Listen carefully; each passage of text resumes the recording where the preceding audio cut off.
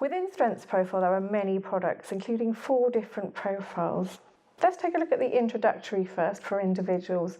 This gives you your Strengths Profile quadrant. Within the quadrant, you've got the realised strengths, up to 7 will be featured. The unrealised strengths, again, up to 7 will be featured.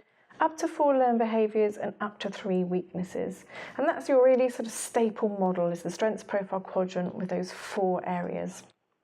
Following on from that, we give you the definitions and advice. So within the realised strengths quadrant, you've got use wisely advice. Within the unrealised strengths quadrant, you've got the use more advice. Within the learned behaviours, use when needed. And finally, within the weaknesses, you have use less advice. So let's take a look at the expert profile and how this differs. So you get the same strengths profile quadrant with the 7, 7, 4 and 3 that we mentioned. You also get what's called the full 60.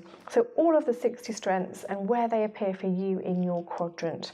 We then introduce you to the strengths families. These are a conceptual framework and there are 5 of them, and they help give us patterns across the 60 strengths. So there's being family, there's the communicating family, we've got motivating, relating and thinking.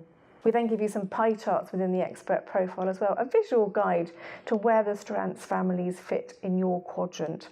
Finally, there's a beautiful grid that helps you spot perhaps where there are gaps within the strengths families for you, and perhaps also where you're really strong and you can celebrate success in those areas and think about championing them even further. We then look at the team profile. Again, it's that same strengths profile quadrant with 7 realised strengths, unrealised strengths, 4 learned behaviours and 3 weaknesses, but it shows the frequencies across the team. So for example, Pride has 10 out of 10 people in the team who all have that as a realised strength. And we use the data from across all of the 60, so it's important that you purchase the expert profiles there.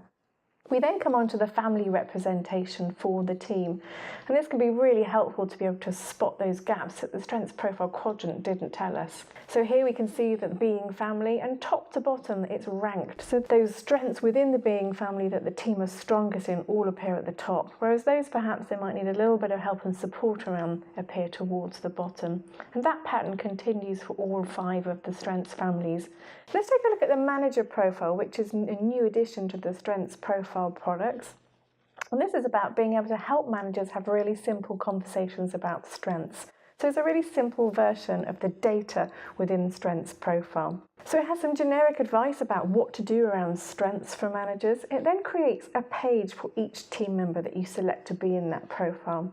Within that page, it features that particular person's top 2 realised strengths and top 2 unrealised strengths.